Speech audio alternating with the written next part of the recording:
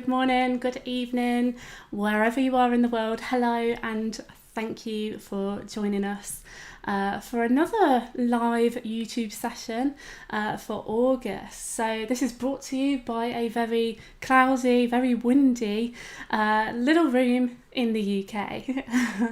Right, so I hope that you are all well and safe.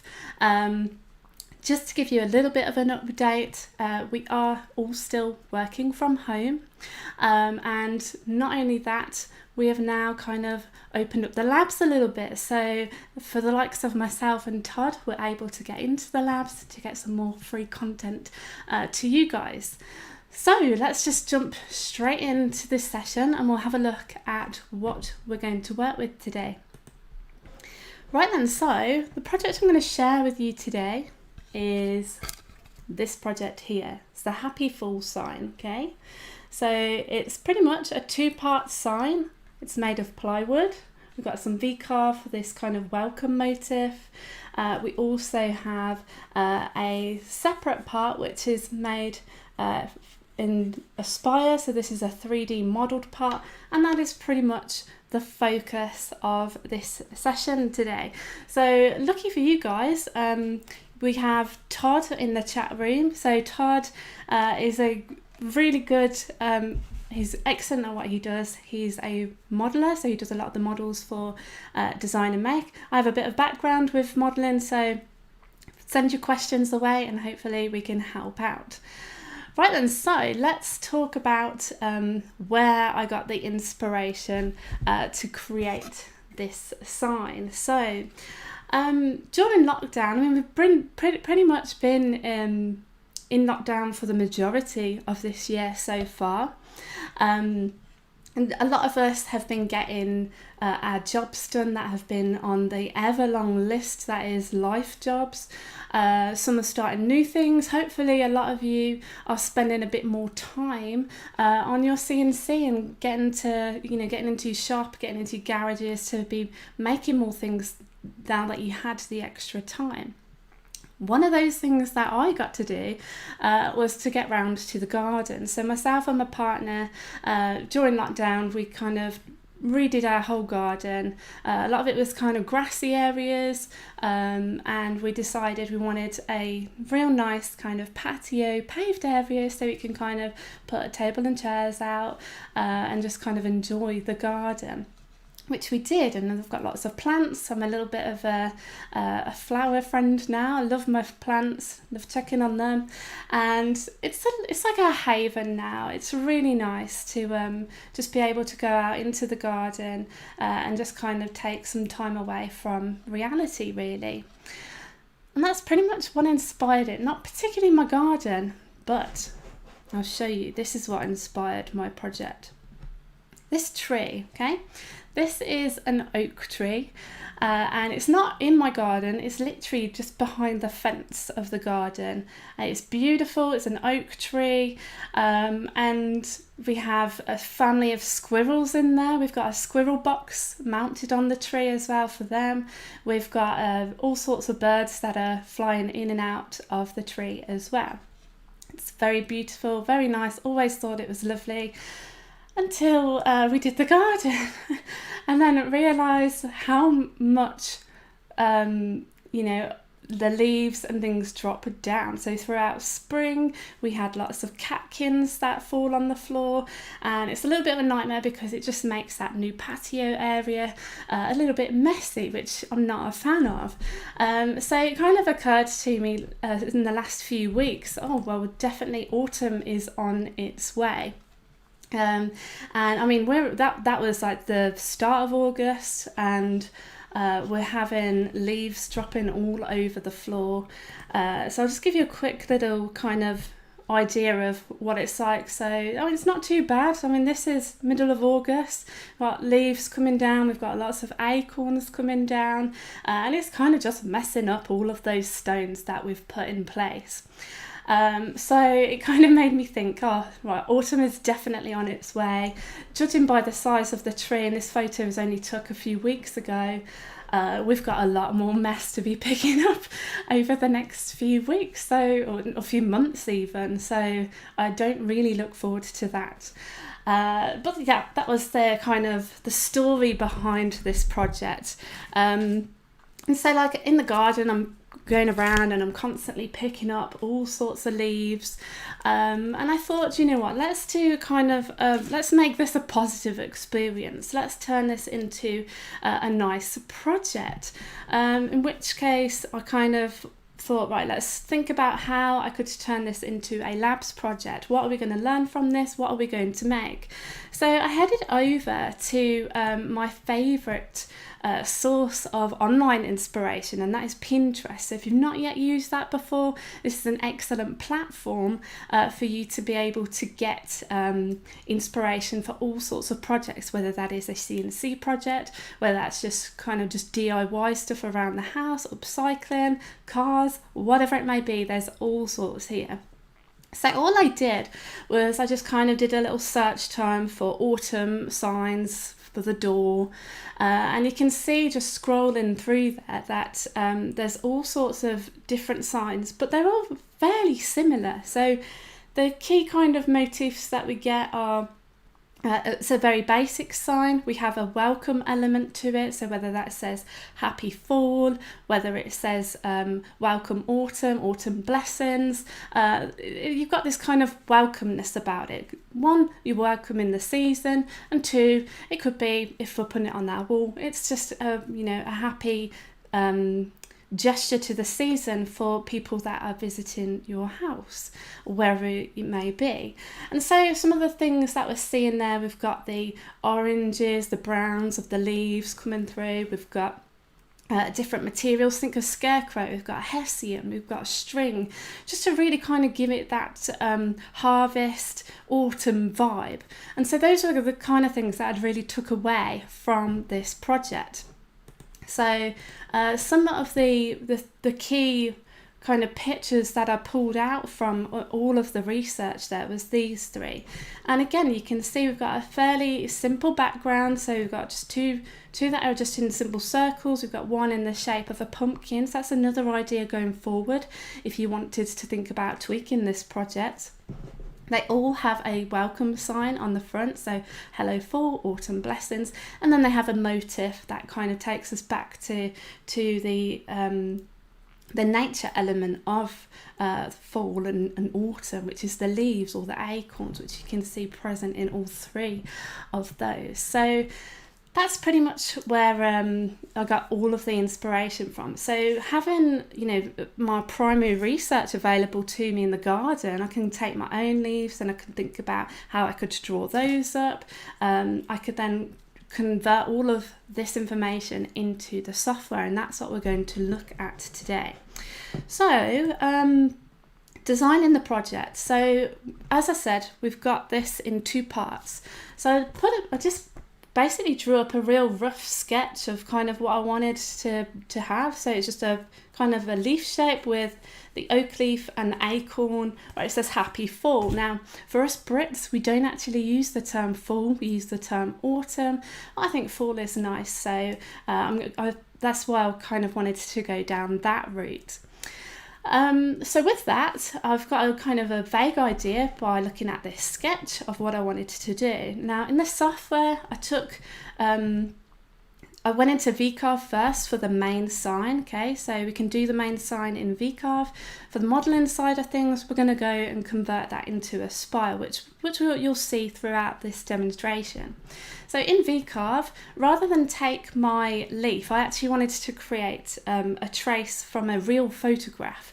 So I just did a little Google search and pulled up a leaf that I liked the look of, and then I just basically created the vectors that form that leaf. Very basic, just got an outline, and then we've got an exaggerated stem here. And the reason for the exaggerated stem is purely just so I can then tie something around it to hook the leaves on there afterwards.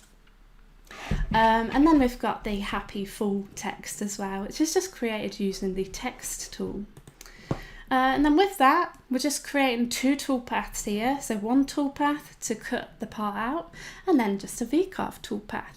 Now initially, when I was thinking about how I'm going to create this, I wasn't going to do a VCarve toolpath here. I wanted to actually do this as an inlay, and I did have a chat with Todd actually about this, just saying like, oh, it might help to bring the sign out a little bit more, which was absolutely right. And so I did go down the route of wanting to create an inlay, and it wasn't until I got into the office and I was looking around for some material that I could use for the 2-part sign.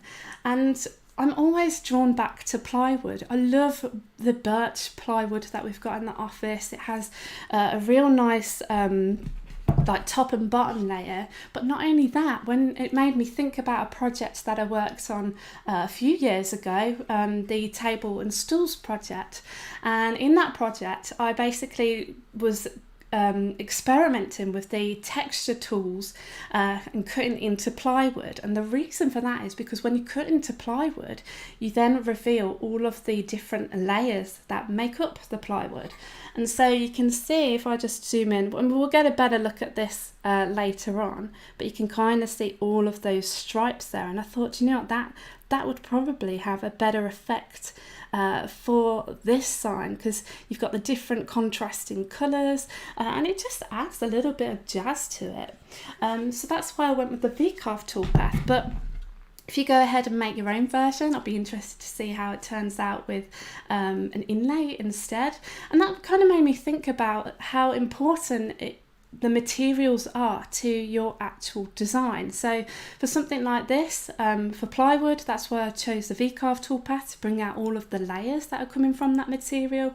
If I was to work with something like MDF, I'd go down the inlay route where I could paint it all up to create the contrast, and then obviously have the raised text coming out. But then if I was working with something like a hard solid wood, then I'd probably go down the VCarve inlay route, and having 2 contrasting colours. So it just makes you think that how the different materials have quite an impact on your end design in the end. So that's why I did the VCarve toolpath. I've kind of gone off on one there. So that's pretty much the base part of our project. So that's all done in VCarve. I'll show you the file shortly. Then we're going to move on to the Acorn and the oak leaf. So this is the 3D element, and this is the main crux of this project today. So again, like I said before, I went into the garden and I was scurrying around picking up what I could find, and I found this one. Okay, so this is the leaves. You can see a photograph there.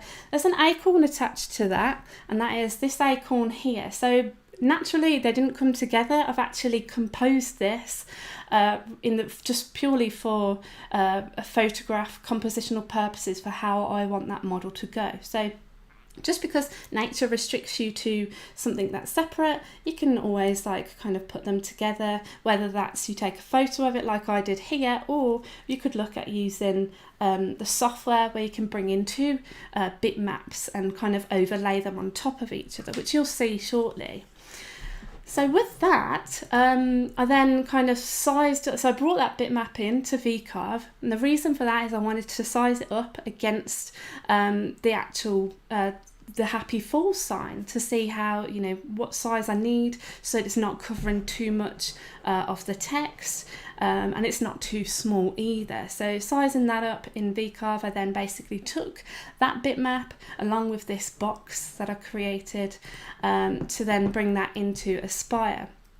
Once that's in Aspire, we can think about the resolution, which I'm going to get back to shortly, as we want to make sure that when we're modelling items in Aspire, that we're doing it where we don't lose any resolution. We're always aiming for a real good quality resolution when you are creating your models.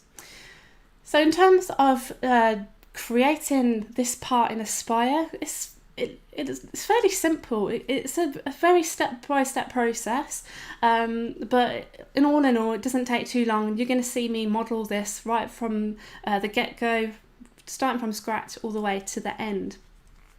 So when you are working in 3D or even 2D, it's good to kind of get used to all of the different tools that you have available to you in the software to really understand where you can shortcut things. Now, I'm not saying to shortcut, processes where you'll have a rubbish end result. Always stick with a good finish as your end goal, but be wary of all the different tools that you can use to help you get there. So for something like this, we're going to look at just drawing up one leaf, and then with that one leaf we're going to model that one leaf, and then with that one leaf we're just going to create a copy of that to create the second leaf. But then we can make use of various other tools like the Distort Tool, the Transform tools, to really kind of manipulate it a little bit, just enough so that it becomes different to the original. And that way you're halving your drawing and your modelling time, and you're getting to the end result much quicker because you've just took a copy and you can manipulate it. And the beautiful thing about working with natural things like leaves or animals and things like that is that you do have room to play, to make things a little bit different, that they don't have to be exactly the same as you see that leaf, because that's the laws of nature, isn't it? Like, everything's different. Then we're going to show you how to model up the acorn along with the branches until we have a basic model. Okay, so this is what I'm calling the basic model. If you've never modelled before, that's not a problem. I'm going to try and explain all of the different modelling tools that I'm going to use. We're going to look at 3 different tools today: the Create Shape tool, the 2-rail sweep, and the Extrude tool. We're also going to look a little bit at sculpting as well. And throughout I'll refer you to various tutorials that you might find useful. And so with that basic model, we're just going to do a tiny bit of sculpting just to really give it that finesse, okay? And you'll see as well in this demonstration, it's only a little bit of sculpting, but that little bit of sculpting just makes it, from an 8 out of 10 to a 10 out of 10. So that's what we're going to do here. So this is the 2 parts separately without all of the decoration, which I'll get to later. So we've got the base shape, which is made out of plywood, and then we've got the acorn and the oak leaves, which is a 3D model that we do 3D machining on, and I've cut that out of, I believe it's a cherry, and so that's what we're going to aim for now. So I'm going to start by opening up VCarve to begin with. So here is the file that we've got here. So this is the file that you'll have access to. And so here, if I just remove myself so you can see this. Okay, so here you can see we have just a basic drawing of the leaf. We've got that exaggerated stem, and I've got the happy full text. The happy full text, if you click on the draw text tool, you can see what font I used, brush script MT. You can see the text in there along with the text height. And so you can change any of these to whatever text you want it to be, but it's just useful for you to be able to go in there to see, these settings that I used here. Right then, so with that, if we go to our layers, what I did was I just took this vector and we welded them using this tool, and then that gave me an outline. Okay, so that outline was good for me to use as our cutout vector. And if we switch over to the toolpaths tab, you can see that I just have 2 toolpaths here. So we've got a VCarve toolpath, and that's just using a 1/4 inch 60-degree V-bit. And that cut really nice. And then we've got a profile toolpath. So let me just go on to that one. So this one we're just using a down cut spiral end mill 1/4 inch, and we're just cutting on the outside of those vectors. I do have 4 tabs in place there just to help hold that together. And then going down, we've got ramps and leads in there as well. So the more, if you're brand new to using the software, you'll find in time, the more things that you cut, the more things you realise we have in the software to help you out in terms of getting better finishes, in terms of kind of increasing the lifespan of your tools as well. So having things like ramps is good for your tools because you're not plunging directly in to the material, kind of ramping in at a length that you specify. And then leads just means that you're kind of protecting the actual side surface of your cutout, so that it kind of it cuts into the material just outside where you're going to cut in, and it kind of leads itself in. So what I mean by that, if you just take a look at the preview, we can see here, like so.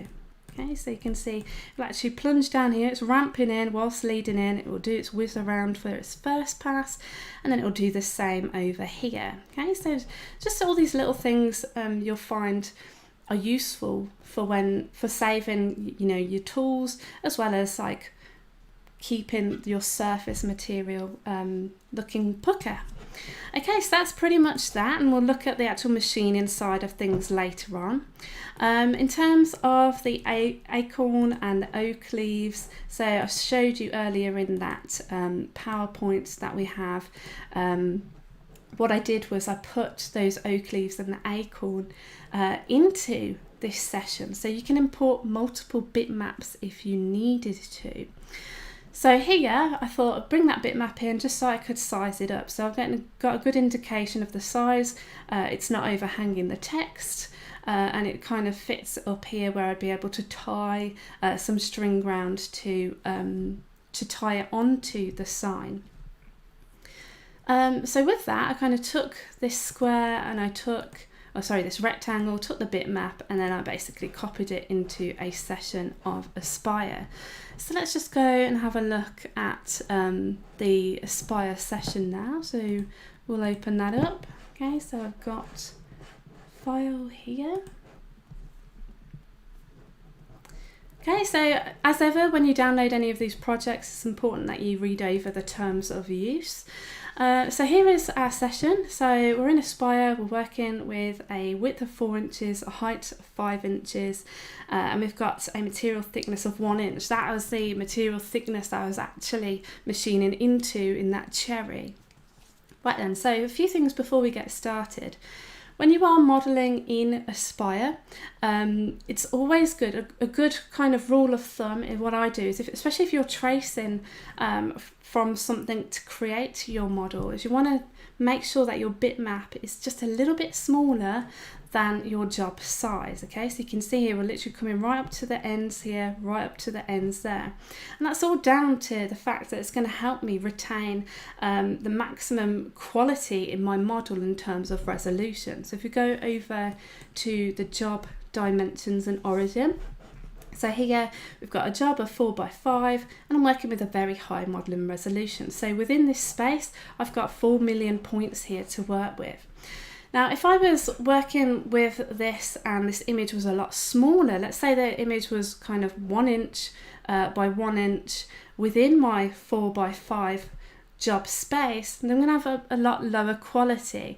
And if you are new to all of this, then there is a really good tutorial that kind of introduces you to this concept of resolution and all things relevant to modelling in the software, and that's the tutorial called Introduction to Modelling, and Todd will put that into the chat so you can see that, and I will also be conscious to put that into the video description for those of you that are watching this not live right now. So if you're new to modelling, read all about that. Watch the introduction to modelling video. It'll tell you all about resolution there. So we're making sure that our job space is just a little bit bigger than the part we want to model. That way we're going to have real good quality models in there. Right then, so let's start by drawing our vectors. Okay, so we're going to start by looking at drawing up the leaf. Now, because I'm quite confident and I'm used to modelling in the software, there are a lot of tools that just come naturally to me. I can look at an image and go, oh, do you know what? That would be better modelled with a 2-rail sweep, or that would be better modelled with the create shape. And knowing the modelling tools and how they work also helps shape how to know what vectors you need to draw. And this all just comes with practice. So for something like this, I'm thinking we basically create a shape of the leaf where we just follow the actual outline, and that's going to create the actual leaf shape. But in terms of modelling this, I'd actually like to model this using the 2-rail sweep. If you've not used the 2-rail sweep before, then we have lots of tutorials available that cover the 2-rail sweep in a lot of detail. We also have a 2-rail sweep dedicated guide as well that talks about every single option that you have within that form. And so the idea of creating a 2-rail sweep is where you have a cross section that's swept between 2 vector rails. So I'd like to create a rail that represents one side of the leaf and a rail that represents the other side of the leaf. And this will become more apparent as we actually get to the modelling stage. So don't be too worried just yet.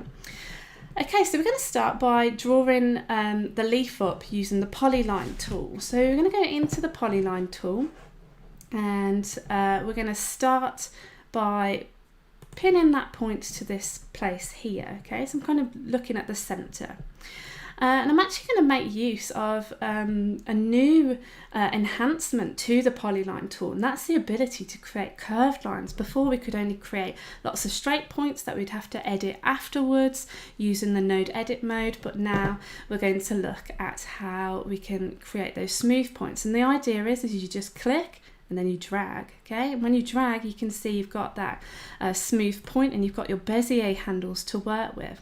Just using the scroll of my mouse to zoom in, and you can see again I'm just clicking and dragging, and it's really that easy, like so. And we'll zoom in again. So I'm just roughly following this. I'm not following this to a T, but I just want to kind of get the correct shape here. Okay, we'll just, my mouse slipped there. Okay, so we'll just we'll fix that up afterwards. So put that in there, over here, zoom out, we'll zoom back in, and then we'll follow that round like so, zoom out, zoom in, over here. This is really therapeutic. I like sketching around bitmaps and just drawing in general. Okay, so pull that out and then move that over like so.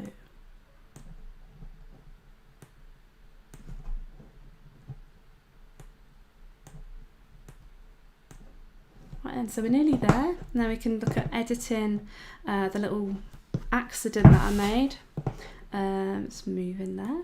Okay, pop that there, over here, zoom out, and then we'll just zoom back in, over there, and then we'll just join that up nicely up the top. Okay, top tip as well, if you press tab, that will join your vectors. Okay, so that's tab on the keyboard.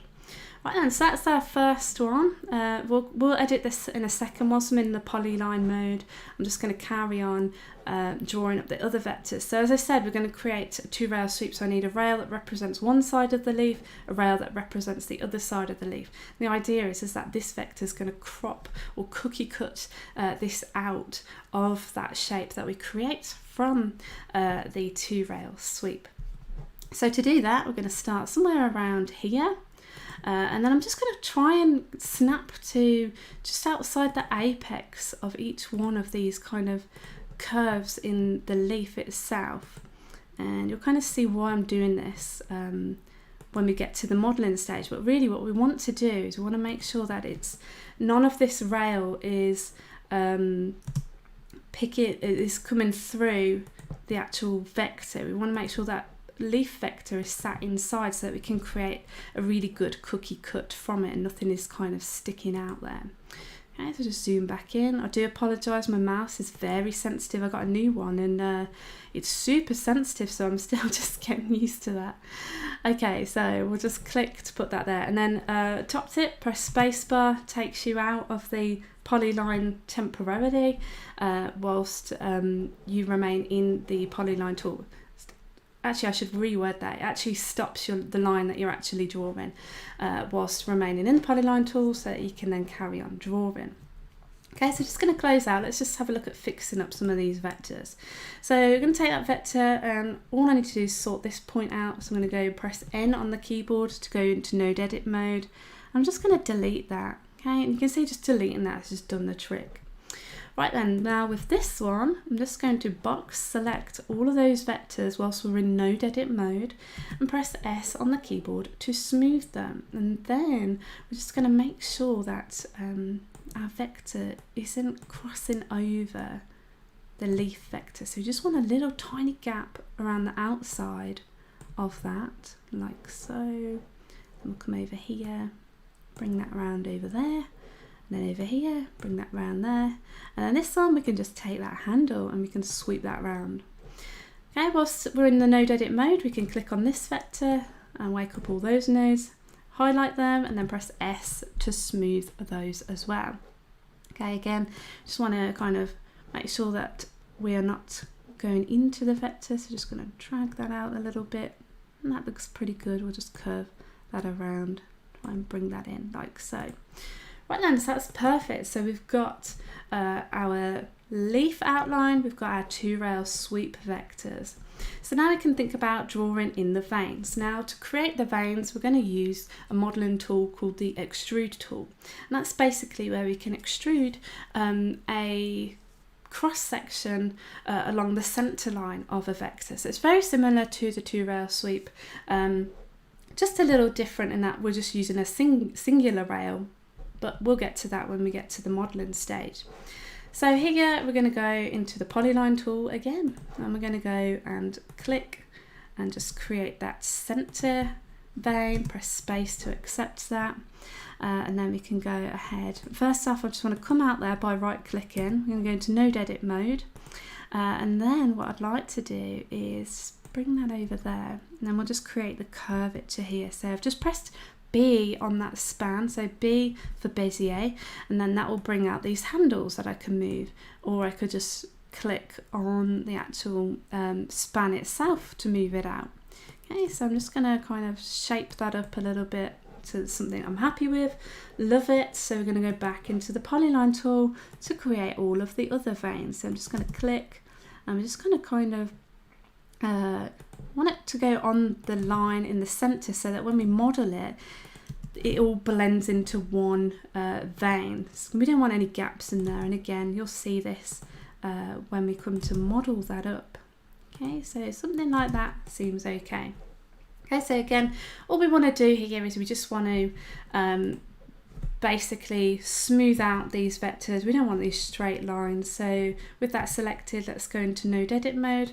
If we wanted to, we could actually select all of them by kind of shifting and selecting them there, like so. And then we could take advantage of where they all are. Right, and so I'm going to pull that. I want that on that line there, and I want this one on that line there. This one, I want to Bezier that. Let's just pull that down. And then this one, Bezier this one. And again, we'll just pull that span over there. Over here, just make sure that's on the line there. You can see that I'm able to snap to that. Okay, onto there. We'll just snap that one in place. That's already snapped in place.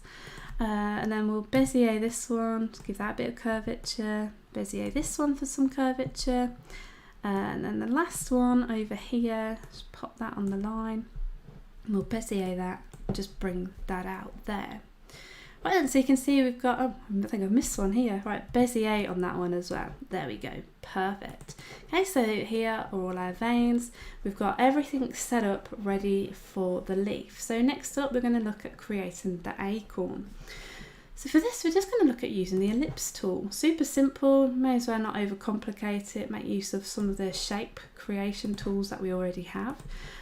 So we're just going to look at creating the nut part of this to begin with. So here, we're just going to rotate it around, and then I'm going to put it into node edit mode, and I'm really just trying to focus on following the shape of the acorn here, like so. And then we'll just bring that in. Okay, so that's perfect. I'm happy with that. That's for the nut. So that's this part here. Next up, we're going to go back into the ellipse tool and we're going to look at creating the shell. So here we're just going to draw another ellipse. Okay, so a little bit of a different shape here. I'm just going to move it and we're just going to kind of do exactly what we did earlier. We want to kind of follow the shape, so we'll put that into node edit mode. We'll just nudge that over there. I want to just bring that over, pull on the handle, and then just tweak that. And this is the beauty of working with vectors, is that you can just tweak and change by pulling on the handles, pulling on the spans until you get the correct shape. Now, you're probably thinking, why have you created this shape for the shell? Wow, I've done it as a full circle, and the reason for that, well, it's not really a circle, it's more like an ellipse egg shape. And the reason for it is I intend to use the Create Shape tool to model this. And so I'd like to create a full shape. And with that full shape, I'd like to cut it here to create that hard edge of the nut here. So that's why I'm going to model this up using this vector. But then what I'm going to do is I'm going to take this vector, I'm going to create a copy of it. Then we're going to paste that, and then we're going to put that into node edit mode. I'm just going to put in some points where the end of the shell is. We'll just pop that somewhere over there. And then what we can do is we can go ahead and pull that down. And then we can pull on the handle over here. We could insert another point if we wanted to. And then we can just kind of bring that round over here, maybe bring another point here to bring that down. I might just want to change that shape up a little bit. So you can see we're creating this line that represents the actual shell. So we've got the shell model, then we've got the shell cutout, and then we've got the nut as well. Okay, so I'm happy with what we've got there. I might just want to increase the actual acorn part here. Cool. Right, and so I'm happy with that, and then we just need to draw in a vector that represents the actual twig bit of the acorn. So here I'm just going to use the polyline tool, and we're just going to sketch in a rough shape that looks something like this. Okay, so I've done that just using straight points here in the polyline tool. Going to node edit mode, and we're just going to smooth those points so we don't have any harsh corners in there. Remember, we're working with natural items here, so you tend to find there's a lot of smooth areas with natural forms. Perfect. Okay, so good with that.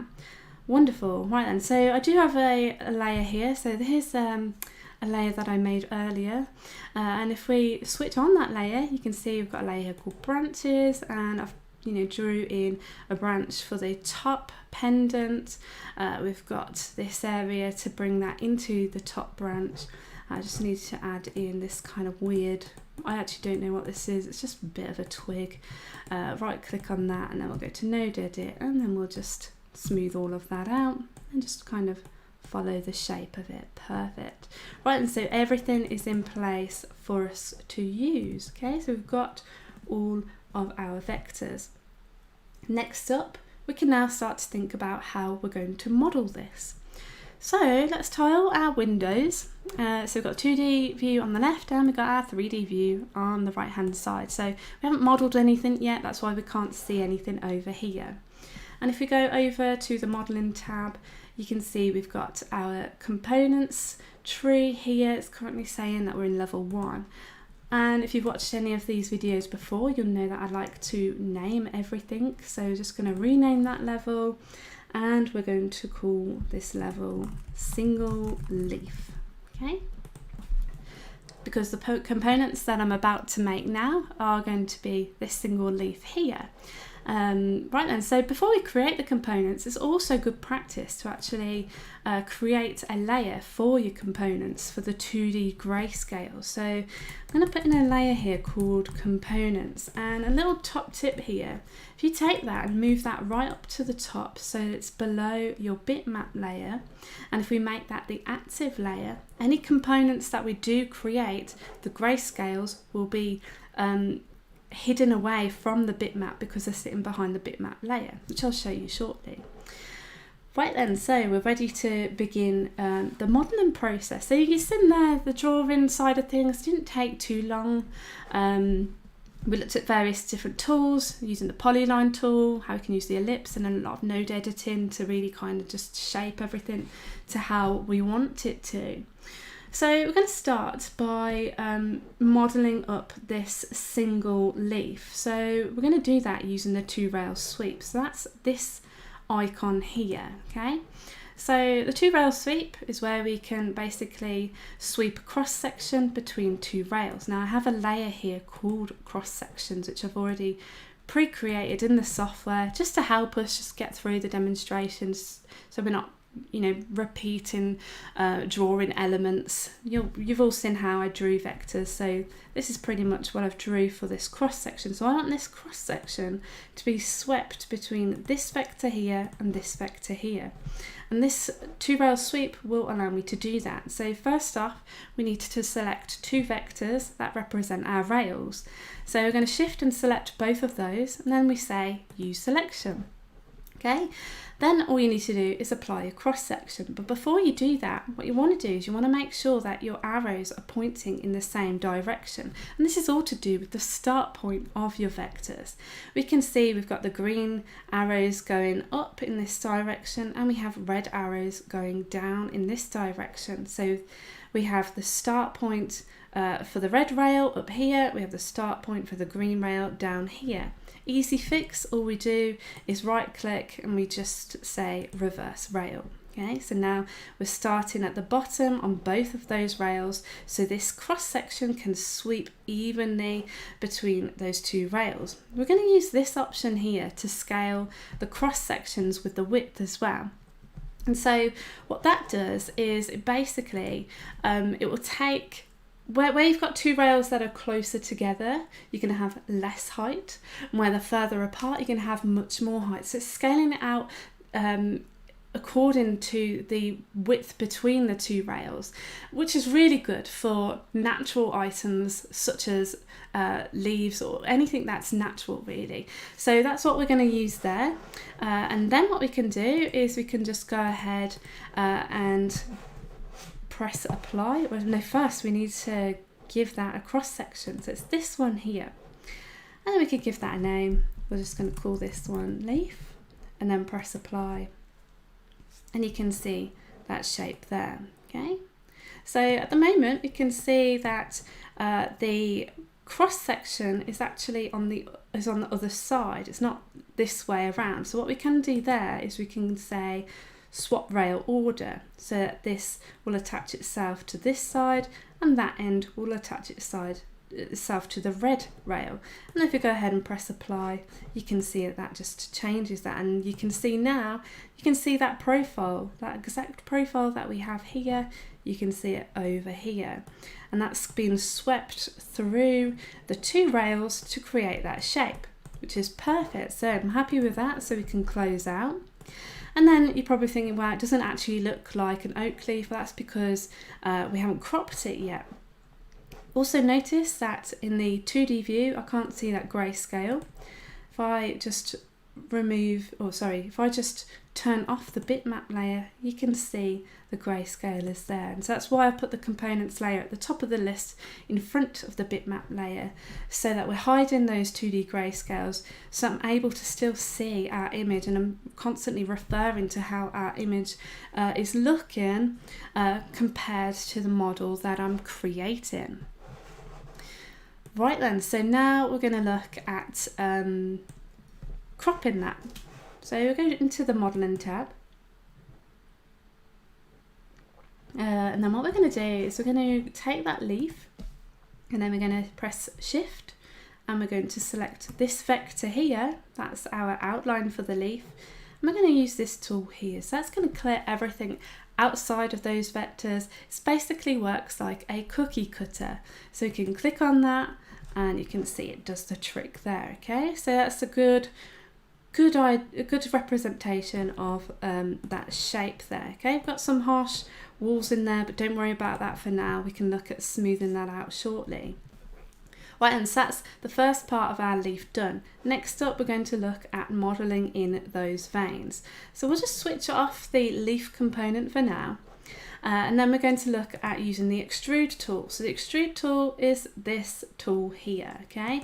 And when you click on that, basically this tool enables us to take a vector or a rail, and we can take a cross section or numerous cross sections that we can basically extrude along that rail, which is perfect in this case, because if we take a look at the bottom here, you can see I've got 3 different cross sections that I'd like to use. We've got a larger half circle, a smaller half circle, and a flat shape, okay? So flat shape is going to give me 0 height, which is perfect because it's going to enable me to blend our extruded shape with whatever's below it, which is going to be our leaf. So you're going to see a nice seamless transition from one component to another. Then we've got the half circle and the larger half circle, and that's just going to give us the kind of stem shape that we're going to use. So let's take a look at how we're going to do that. So back, I'm just trying to find my mouse, there we go. Right, and so with that rail selected, we simply say use selection, and that's transformed it into a rail. Then what we can do is assign it some cross sections or a cross section. So for this one, we're going to take that larger cross section and we're going to click that in place, and that's applied that from the start point to the end point. You'll notice you can see we've got these little red indicators there. So if I take a look, this mouse, there we go, you can take a look, we've got a red indicator that's matching up to the red indicator of this cross section. So this is more useful when you introduce more cross sections. For example, if we wanted this smaller cross section to come in about here, then we'll add that in. You can see it's indicated by this yellow square. We've got a yellow square here. It's just a really good kind of indicator for us to know in the 2D view which cross sections are being used where. And so having those colours there just is really useful for us to kind of recognise what shapes we're putting in place. So with that, we're going to go from the top with the larger cross section, and then that's going to kind of blend itself into this smaller semicircle cross section, and then at the bottom I want that to just flatten off into 0. So we're going to put that in there, and you can see we've got a green indicator for the flat shape, and we can see that green replicated here in the 2D view of the actual vector.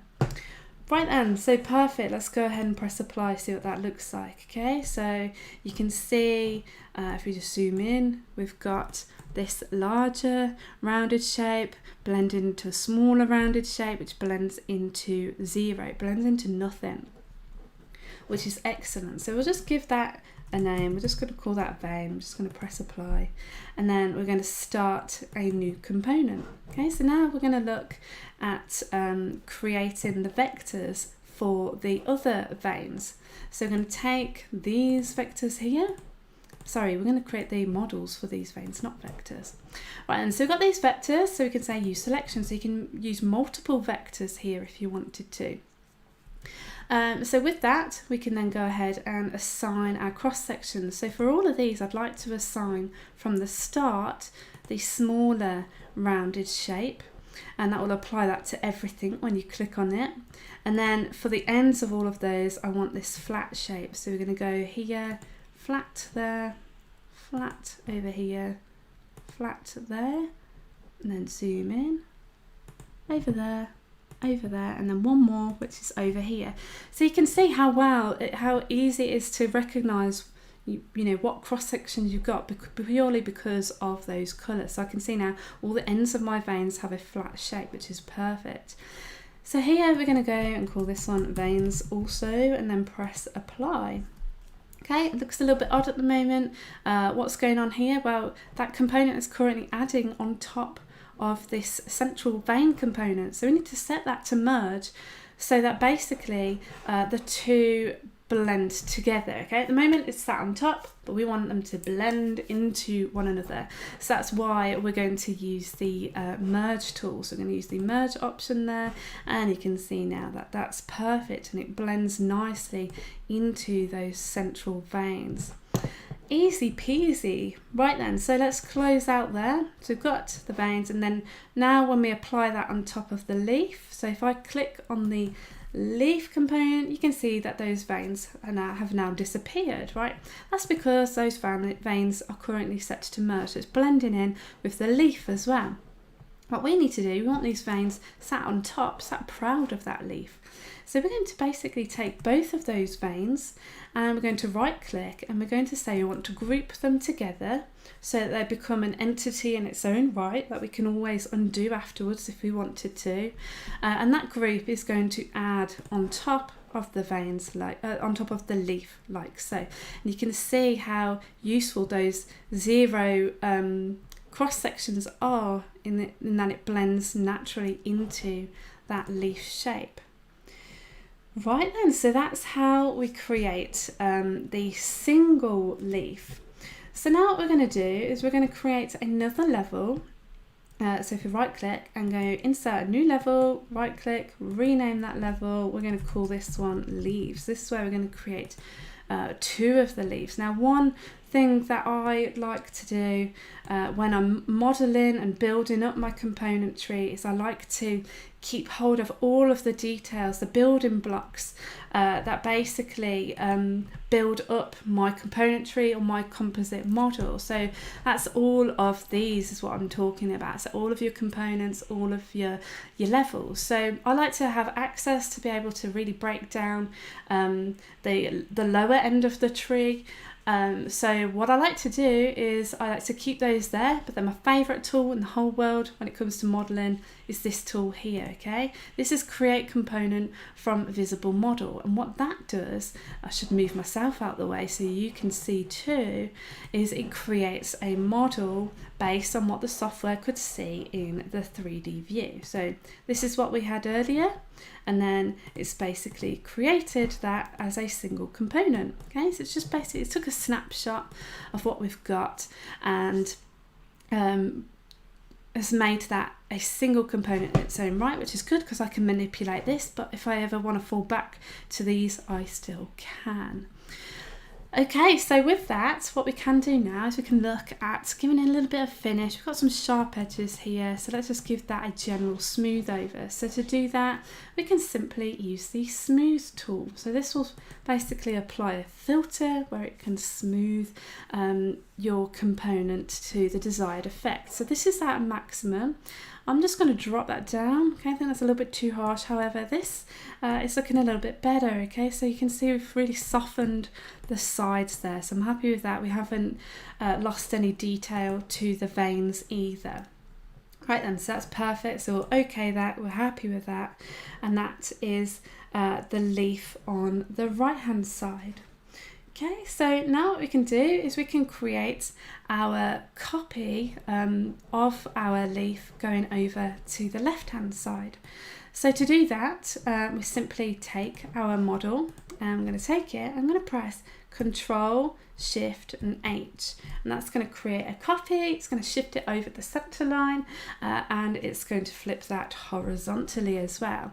So here's my copy, and then all I do then is I can simply lay it out. Actually, I would like to flip that horizontally again, so it's the kind of matches what we already have. So it's more like this, and we'll just kind of nudge that over there. And then to really kind of manipulate the shape of this, we can look at just using the standard transform tools. We could even look at using the Distort Tool. So using the Distort Tool here, we can go in and then use the bounding box option, press apply, and that will basically create a box around the part. Okay, so here we could go ahead and we could just look at pulling on some of these handles if you wanted to. We could just move that over. Okay, we could just bring that down, and we could just really kind of just look at kind of stretching out this shape as much or as little as you wanted. Okay, so I'm happy with that. So we'll just say bake distortion, and it's going to tell us that we're going to bake it. That's okay, I asked it to do that. Right then, so okay that. So we've got our 2 leaves. Perfect. Okay, so I like what we've got there. So with those, we can now move on and we can start thinking about modelling up the acorn. So with the acorn, we're going to, as I mentioned, we're going to look at using the Create Shape Modelling tool. So the Create Shape Modelling tool is this option up here, okay? So this one enables us to basically take a closed vector and basically assign a shape profile, whether that's a rounded shape, a kind of coney shape, a bell shape, where you're able to really kind of control the heights that you've got for the components. You've got various different options. You've got limit to height, where you're limiting the height where it'll flatten off. You've got set to an exact height, and then you've got blend to inner vectors, which is where you use 2 vectors. Right then, so for the create shape, what we're going to do, if I just take myself out so you can see what's going to happen here. So we're going to start by looking at the nut shape, okay? So we're going to look at the nut, just zoom in on the 3D view so you can see what's going to happen. So it's going to come through the leaf. So straight away, I already know that I need to give it a little bit of a base height at least to lift it out of the oak leaf that we've got on the left hand side. And so with that base height, it just means that we are applying a vertical height to the model just to lift it up. So to do that, what we can do is what I tend to do now. A lot of this you'll just see me go, oh, okay, this looks good, because if I just press apply and then I think that looks good, then I'll just move on. But all of these settings that I'm using, I'm just constantly tweaking purely just because I like the way that it looks, okay? So there's no actual maths behind, like, oh, I want the base height to be 0.725 of an inch. It's just purely, I'm just using the sidebars and putting in values until it actually looks okay to me in the 3D view. First off, what I can see straight away is it's currently set to add. So I'm just going to close out of here. I just want to check that I'm still in the same level, which is fine. So we're just going to delete that. I shouldn't have done that, but what I should do is, because I'm working in a new part of my design, I'm just going to insert a new level. And I'm doing this purely just for organisational purposes. So rename that to Acorn and Oak Leaves. Okay, so no, just to Acorn. We've already done the oak leaves. Oh, I'm losing the plot now. Right then, so with that Acorn, we want to set the combine mode of that level to merge. Okay, so I apologise for the little confusion there. Okay, so I like to just organise all of my components within the component tree. So before I start creating the Acorn, I want to put it in its own separate level, purely from an organisational point of view. Right then, so now that we've got all of the admin out of the way, let's take that vector again and we're going to go back into the Create Shape tool. So here, I'm just going to switch me off so we can see what happens. So I'm just going to press apply just from the get-go, just so we can see what's coming through there. Okay, so that's currently merging through the leaf, and that's because we are currently on a level that is set to merge. So it's merging with the levels below it, okay? Even though our component is set to add, it doesn't matter, because regardless of what the components are in this level, anything in this level is ultimately merging with the level below it. And if you are brand new to modelling, or you're just getting started with modelling, we have lots of tutorials that I can link you to in the description after this video, should you want to go and check those videos out. Right then, so as I said, I like to kind of just tinker with the different settings. So let's try, we want to scale this to an exact height of 0.08. Let's try 0.1. Okay, so you can see the more I'm adding in, the more rotund this component is becoming. We've got more roundness in there. It's looking more like a nut now. So we keep applying that. Maybe we could look at increasing the base height here just to really lift that out, because you can see there are areas that are not quite cutting that component. So again, we might want to just increase the base height. So remember that base height is the vertical height that you can see here, and then the height afterwards is the shape height. Okay, so something like this, you can see I'm actually good on this side. I don't want to really add any more height this side, but what I'd like to do is look at adding in height at the bottom. And so at the bottom here, I could look at adding in a tilt. So what a tilt does, it basically takes your component and it applies an angled base height. Okay, so you're not adding vertical height all the way around, you're just creating a kind of pivot point where you want to lift it up. And in this case, I just only want to lift up this bottom section of the acorn so that we basically are able to see the acorn, and we're not blending that into the veins of the leaf. So to do that, we're just going to use a tilt tool. Okay, so we're going to use the set option. We're going to, when you use a tilt, you've got to select your start point. So this is like your pivot point. So I'm starting it from here, and I want to tilt it down in this direction. So I'm going to click and go over here. And that's going to lift that out. You can see it's really done that very well. But if we take a look, you can see it's applied a lot of angled height there. So that's done that at a default of 10 degrees. So what we should do is just look at using the slider, and we're just going to nudge that down. Okay, if we nudge that down, you can see it's just decreasing that. But whilst we're decreasing that, we're still able to see the nut through that leaf there. So I think that's just done the trick there. So I'm happy with what we've got there. Right then, so next up, so we'll just call that one nut. Next up, we're going to say we want to start a new component. And then here, we're going to go ahead and we're going to create the shell. So I'm looking at this vector here. So we're going to create the shell first. We want to make a super nice bulbous shape here. And then with that bulbous shape, we're going to cut that in half to create the harsh edge of the actual shell part of that nut. I'm not sure if the technical term for this is a shell, but it kind of seems fitting in this case. So we're going to go with this vector here. Let's just apply it to see how it is for now. We need to set the combined mode of that to merge so that it's blending with the nut that we just created. Let's just give it a little bit more base height here. So I've done that at 0.9 and then let's just give that some more height. So let's try 0.16. Okay, so it's not quite enough there, not cutting the mustard, so 0.18. And this is literally how I work. It's like a trial and error of just tinkering with the values until you get something that looks pretty reasonable. So let's try 0.22. Okay, so we're starting to get something come through there. And again, what I might do is just apply a tilt on this as well. So we'll say set, click to create the direction there, and you can see that that's pretty much done the trick there. Okay, it might be a little bit too high now. So in that case, let's just have a look at decreasing this to say 1.6.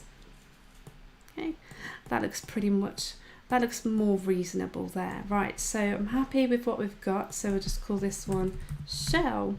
Apply that, and then we're just going to close out. And then with that, we're going to take that shell, shift and select this vector here. Sorry, we'll just take the shell part, so the shell, shift and select the vector, and then we're going to use that crop tool again, crop that out, and you can see we've got this nice hard edge there. Perfect. So that's how you create shapes like this. And even so with that, I do have some option or some scope to actually reduce that height if I wanted to. So we could take a look at that by just going into the properties form. Let's make that 2.8. Okay, so just decreasing it ever so slightly. That seems okay, so we can close out. Right then, so we're pretty much done with the acorn. All I need to do now is create this branch. So if we go to the create shape form, let's just add a branch in there. We'll apply that just to take a look at how that looks. Okay, so not the shape that we want to really decrease that shape. So let's just try 0.1 in there. Maybe just a little bit less. No, I think that's okay actually. tell you what, we're going to decrease that down a little bit. So let's try 0.07. And we'll also look at, what I need to do is decrease this base height actually. So if we decrease the base height, and then if we just increase that shape height, let's say to 0.1, maybe that's a little too much, so maybe we'll just revert back to that 0.08, but then maybe we could just look at adding a tilt here as well. So again, we're just lifting up the bottom of this as it goes into the nut. 10 degrees is far too much, that you can see there, so let's just decrease that down, and then down again. Okay, so something like that looks pretty good. Right then, so I'm happy with that, so we'll just call that one stalk. Press apply, and then we'll just close out here. Okay, so I'm just going to add in a new level, so insert new level, and then we're going to rename that level, and we're going to call this one branches, and we're going to quickly blitz through the branches here. So again, combine mode, set that to merge, and then we'll go into the create shape tool, and then over here we're just going to put in a shape there. Okay, let's just see how that looks. Okay, might want to just lift that a little bit, so let's try 0.1 there, maybe 0.2. You can see that this actually isn't quite connecting to the stem that I've got, which is okay because I can just look at tweaking that afterwards. So we'll say start new component, then we're going to take this shape here, so we're working our way up to the T bar, the T branch here. Again, merge, let's just apply that, see how that looks. I might want to add in a bit more actual height. Let's try 0.07. Let's give it some roundness in there. Wonderful. Start a new component. We'll just take this kind of knobbly bit there, and then we'll just apply that. Okay, far too much height in here, so let's just decrease that base height. And then we could also look at decreasing the shape height of that, the actual scale. Wonderful. Again, right, last but not least, we're going to go start new component. I'm going to take this branch, press apply, see how that looks. It's actually looking all right. I'm happy with what we've got there. So we can close out. Okay, and so with that, I said that I'm going to look at altering this, which I will. So nicely in the 3D view, I can select it, put it into transform mode, and then I can kind of nudge it over. You can see now I've got pretty much a good blend, and I can fix this up using the sculpting tools. Right then, so that's pretty much our basic shape created. Okay, so if you was working with something like this, you know, you could be fairly happy. I'll just move that over, there we go. Yeah, you could go ahead and cut this and then give it a little finish, and that would be okay. We're just going to go a little step further, and we're going to look at just really giving it that final finesse by using the sculpting tools. So to do that, we're just going to go ahead and we're going to create a new level. Okay, so you know me, I love my levels, so we'll go in there, rename the level. We're going to call this one finesse. Okay, so this is basically reminding us when I come to open this file again that this is the finished model here, and everything else, all the building blocks, can be accessed in the levels below. I'm just going to minimize all of these levels. And so with this level active, I'm going to use my favorite button again, create component from visible model. Click on that, and then we've created a copy, and I can just switch off all of the other levels below. So I've got access to all the individual elements that make this, and now I'm just working with one component that I can basically finish up on its own. Right then, so with that, what I'm going to do is we're going to look at sculpting that. So to help me out, I'm also going to select my bitmap, and then I'm going to hold down shift and select our component. And then I'm going to go into the sculpting tools. So you're probably thinking, why did you also bring your why did you select the bitmap as well? And I've selected the bitmap so that I can use this option down here. So this is the overlay image opacity, and I'm able to take a look at my bitmap whilst I sculpt. So this is really good when you're kind of wanting to refer back to things in the actual image that you're working from, so you get a real good kind of accurate sculpt and that you are working towards the right things. So we're going to look at how to use that. Okay, so at the moment we can kind of see some important things to kind of think about before we begin is just kind of getting the right blend between this stem here and then this stem over here. And we're going to start that off by just using the Smudge tool. Okay, we have various options here. We've got diameter, we've got strength. Diameter is going to control the diameter of your brush. Okay, so that increases it, that decreases it. I'm using left and right arrow keys to increase or decrease that. And then we've got strength as well, so it's how much strength we want to put in there. Okay, so I'm going to go kind of a halfway strength here. And I'm just going to go back and forth. So all I'm doing is I'm holding down my mouse and I'm doing that. Okay, that's all I'm doing, just holding it down and moving my mouse. And that will just give that a nice smooth over.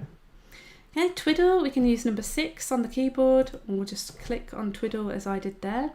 And then here we could look at smoothing that. So we're just going to smooth that in place. Okay, here if you find that you apply too much strength at a time, that's not a problem, because you can always use the undo brush, or you could use Control Z. So for example, you can just undo that and that will do that there. Okay, so I'm just going to kind of back off on the strength here, and I might just want to back off on the diameter, and we're just going to soften that up a little.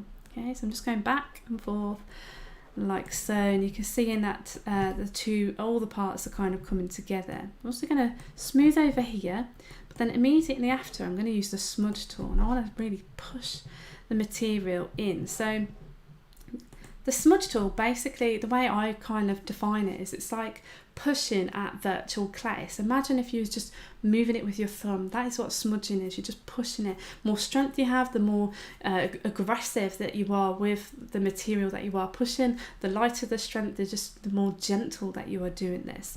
So we're going to look at smudging that. So I'm kind of okay with this. So what I'm doing is just clicking and then dragging. I'm just dragging that over, and you can see it's really starting to kind of blend together.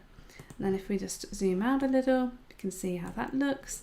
And then if we wanted to kind of soften that up a little bit, we can do just by softening that as well, like so, just going over there. Now with any form of sculpting, I highly recommend, if it's something you wanted to get into, kind of doing a lot of models for 3D custom work or whatever it is, I highly recommend you get a pen and a tablet. It's a lot easier to sculpt using your wrist than it is where you're restricted to your wrist by using a mouse. Okay, so if you're going to do this full time, or at least the majority of the time, I definitely recommend using a Wacom. For this demonstration, I am actually using my mouse because I can't actually physically get to my Wacom because of this whole setup. So you can see it's obviously, it just shows as well that using a mouse, it isn't a problem. It's just it's a lot easier to use your tablet pen. Okie dokie, right then, so back in over here. So I've got lots of little breaks here. Right, I promise that will be done shortly. So just a few more things to do. So over here we want to add in some texture, so you can use the deposit tool. So it's just up the diameter here, and I'm literally just scratching at this. Okay, this looks so messy, but it's okay, you're going to see how it's going to come out shortly. Just scratching at it. And then on the Acorn, let's have a look at what texture we've got on there. Okay, you can see we've got quite a bubbly texture. Okay, so I'm going to kind of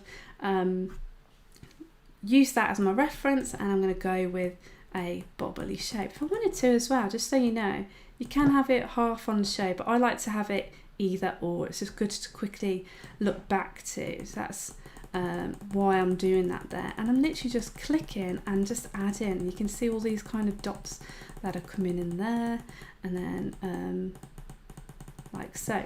Then with the Smudge tool, I can then kind of decrease the strength, and then we can just simply blend all of that in together like so. Okay, so you're getting to see, and then going over the edge, creating that harsher line, and you can see it's really coming together there. Same as on the top for the branch, let's just up the strength there, and then we're just going to kind of just go back and forth. So I'm really just being quite aggressive here, just trying to smudge in all of those added details that we added using the add tool. Okay, and then that, and then we'll go into the smooth tool, just up the diameter there, push that in. One last thing that I'd like to do is just go back into the smudge tool and just kind of really push this out. So I'm just pushing it, pulling it down. It may sound a little odd what I'm saying, but once you have a go yourself, you'll understand that when I'm saying pulling it down, it's literally click with the mouse, then I'm dragging it down, and we'll create that kind of edge to the branch there. Wonderful. Right then, so I think I'm fairly happy with that. If you wanted to, you could obviously do a few more things, blending in or adding in a little bit more detail to some of these areas, or smudge it. You can even look at tweaking the leaves as well if you wanted to, but I think we're good to go with that for now. Right, and so with that all good, I'm going to go ahead and press OK. Okay, and there we have our finished model. Right then, so with that, I can see Todd has just put in the chat, a little bit of sculpting can make a huge difference. Don't shy away from using it or giving it a go. You might just surprise yourself. That is so true, Todd. It's such a nice tool to use, and you can see there in just probably 10 minutes that I've kind of just got to this stage. It might be less, I'm kind of losing track of time here, but you can see it's made a much better difference to what we had originally. So here is what we had to start with, so that's what we had, and then we have this to finish. Okay, just a little bit, just kind of really just wows that up. One final thing I'm going to do here, and what I did for my example, is to actually add a draft. Now, adding a draft basically adds an angled wall around your model. You usually use this with if you're making molds and stuff, so you don't have the vertical height, but for this what we are going to do is add it just so that I've got a little bit more material to work with. I'm a little conscious that it's fairly thin here, so I'm just kind of bulking this up a little, and I'm just adding, just trying to remove those harsh walls, so we've got nice angled walls here. So I did that at 25 degrees, and you can see that what that does is actually creates a brand new model. So we've still got our safe model without the draft to hand, and that's pretty much it. So in terms of the toolpath, first off, what I did was I created, so if we just go to do this one here, so tile our windows, and if we just go to this option here to create a vector boundary, should select the component first, then into the vector boundary, and then we can switch over to the toolpath tab. So material setup, so very important. This is where we need to determine where our model is going to sit in relation to our material thickness. Okay, so you can see that I actually have I'm working with quite a thick piece of material as opposed to the model thickness that I'm working with. So first off, I could look at maybe, let's just increase our model height. Let's make that 0.3 and then apply that. Okay, close that, and you can see by making that 0.3, it just maybe defines it a little bit more. You could go more if you wanted to, but I'm sure, well, this was fine when I machined this. And then I'm also going to position the model in the material. So I want it so there's about 0.2 below the material, and so that's where it's going to sit. So all of this material above is pretty redundant. That's okay, because we're going to look at, because we're using a roughing toolpath, it's going to basically wipe all of that away. So we're going to OK that. We've just got 3 toolpaths to do here. We've got 3D roughing toolpath. So I'm going to use a 1/4 inch downcut spiral tool, which I'll talk more about shortly. We're going to use the selected vector. Okay, so that's that outline that I just created from our finished model. And then with that, I'm going to go with an offset, and the offset is going to be 1/8 of an inch. So what that means is this tool that I'm using, where it gets to the edge of the model where the vector is, it's going to roll past it by that amount, so that we completely cut the sides of the actual model itself. So you always want an offset. Typically I go with either the diameter of the tool or the radius of the tool. Radius as a minimum, okay, which is why I've put the 1/8 inch in there. Right, a machining allowance, so 0.04, is a little skin of material that we're going to leave for the finishing pass to basically machine at. Okay, and then we could go ahead and calculate that. I've calculated that as a Z-level roughing strategy, and so that's going to just take a moment to figure that out. And so this is, like I said, it's just basically going to hog out at your material. So let's go with the cherry, the material that I'm using, preview that. Okay, so that's like your first step, and you've got another step there. And we can see exactly what this is going to look like.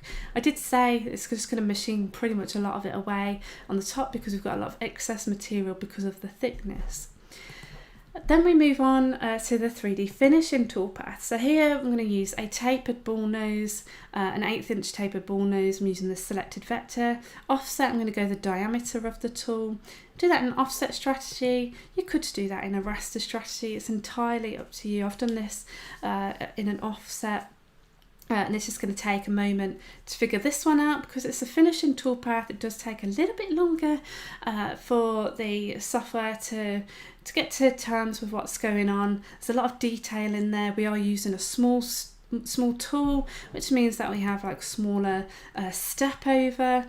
But then as we go on to look at the toolpath preview, you can see coming through there, if you look particularly at the veins, that the step over we've got there is really good. We've got the detail there coming through. We can see all of those little bumps and undulations on the acorn itself, and that's pretty much it. Okay, so there we have it. So it's just finishing that off, and at this stage when you see something that looks like this, you know that you're good to go and put that on the machine, knowing that all should be okay.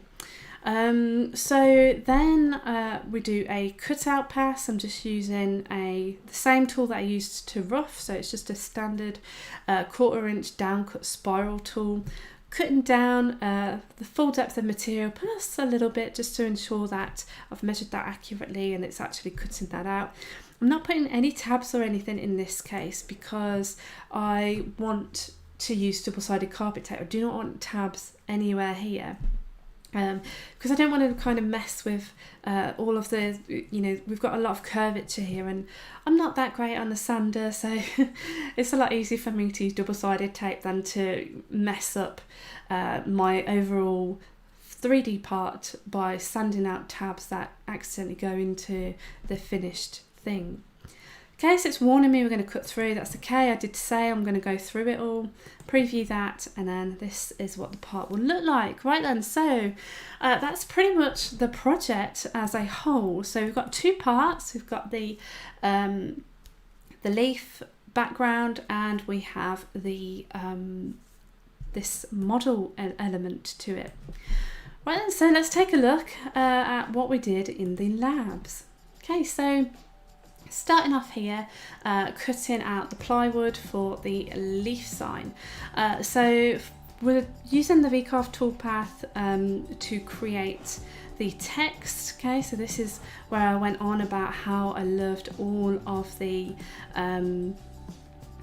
layers that come through, and so for this what I did use, I used a Armana RC1148 60° 1/4 inch tool, and it cut that absolutely beautifully, and I'll show you again the actual finished part when this video stream is over. And then we're doing the cutout here. So for this I'm using an Armana 46202K down cut spiral tool, so that's a 1/4 inch. It's a part of the Spectra range, and that cut beautiful as well. Okay, and then having those ramps and the leads just gave me a real nice clean cut as the tool is actually entering in. Next up, we're cutting into the cherry. So this is the cherry material. We're running the 3D roughing toolpath here, and so for this, as you saw earlier in the actual tool form when we was creating the toolpath, I'm using that same spiral cut down 1/4 inch tool to clear that away. You can see how that's left there. Perfect. Next up, we've got the 3D finishing toolpath. That's using the Armana 46286 tapered ball nose bit, and that's kind of that cut really beautifully, and kind of really matched the details that we got in the toolpath preview. Unfortunately, you can't actually see the actual cut in here, and obviously that's because we've got to be very mindful of our health and safety, and that's why that dust shoe is getting in the way there. But you can see there we've captured all of the details, and we know that when we come to finish that with some oil, it's going to really bring those details out. Okay, last job, we've got the cutout. You can actually see the double-sided carpet tape seeping over the left side of that panel, and that really secures my parts in place. Obviously I have it all screwed in as well, so the wood doesn't move, and I was very careful to take this apart. So here I'm just detabbing the tabs for the full sign, and then I'm just using the sander to just kind of remove all evidence that those tabs were ever there. Going over it with the sandpaper just to finish it off, and then I kind of finished it off with this oil. I think Todd knows the exact brand. I'm sure it's from IKEA. It's just a kind of food safe oil. And then Ant, he's the guy that creates these beautiful videos. So he's filmed all of this, and he actually suggested to use the same finish on the plywood, which I have never thought about finishing plywood before. I've always liked the rawness, but that oil really brought out all of those layers in the text. So kudos to Ant for suggesting that. And there you can see I've finished it off with a little bit of autumnness, using the Hessian and the string just to wrap that around the top, and that's pretty much finished that. So it is a very quick session on the machine. So you know, I think some people find that when people do 3D modelling, it does take a lifetime on the machine, but something like this, something small, was fairly quick to actually cut. Okay, right then, so let's have a look at the finished parts. Let me just get back into the PowerPoint, and we'll switch me on. Right then, there we go. So that's the finished part. So you can download this now from your VCarve accounts. That's the finished sign. So I mentioned earlier, I wanted to kind of highlight that the detail of the layers. Okay, I do have a photo. The camera's focus isn't quite picking that up, but then you can see as well the detail that we've got in the oak leaf. Okay. And it's all just held together by a bit of string. I kind of wanted to do it like this, just to give a little bit of movement. So hopefully, like when the wind's blowing, it could be blowing around if it's that on your door. Okay, so hopefully you guys enjoyed that project. I've seen quite a few comments on here. So Paul's workshop, I will try this today. The 3D modelling presentation is excellent. Thank you. And you've upgraded to 10.5. I hope you're finding that super awesome as well. Thank you everyone for your kind comments. Thank you Todd for sitting in and getting to those questions that I didn't quite get to. I seen one on the Extrude tool earlier about the directions, but I think you covered that, so thanks for that.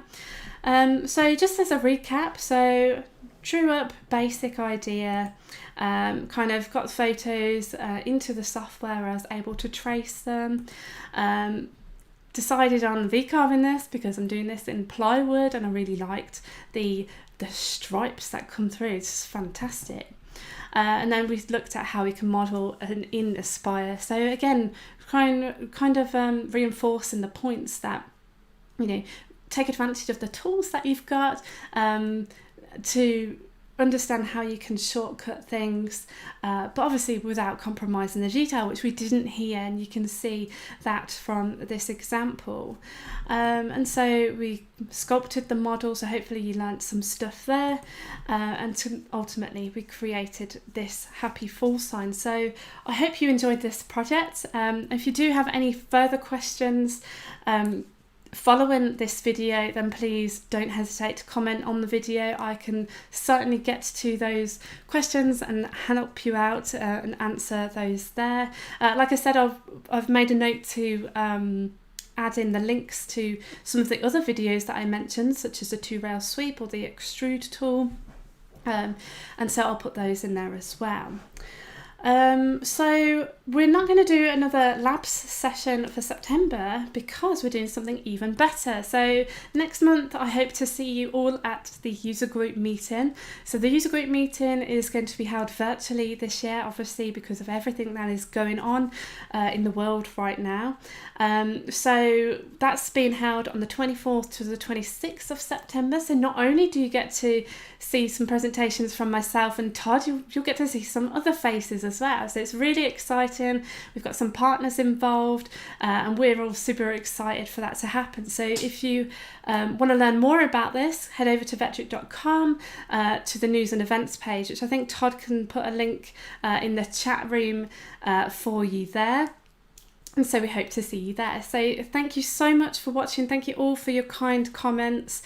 If you like this video, give us a thumbs up. And if you've not yet subscribed to our channel, then please hit the subscribe button for instant updates on the latest videos that we'll be releasing. So stay safe and happy making.